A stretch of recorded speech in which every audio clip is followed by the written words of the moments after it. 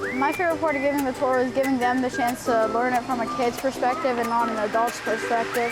My favorite part of the tour today was cleaning off the sand of the molds. I thought that was really neat because they're really fragile and it takes a soft touch to not break them. I just thought it was fun because it was cool to look at it and then like see before it was all sandy, then after it was nice and clean.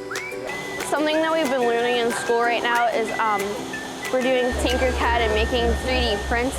And so I think that kind of contrasts with here too because you're doing 3D prints to make models of them. Well, in the manufacturing career, I wasn't really interested, but now that you show us more things about it, it has grown on me more. So I think it might change my idea on what I want to do when I grow up. I might want to go into a different job now since I've learned a lot more stuff about this.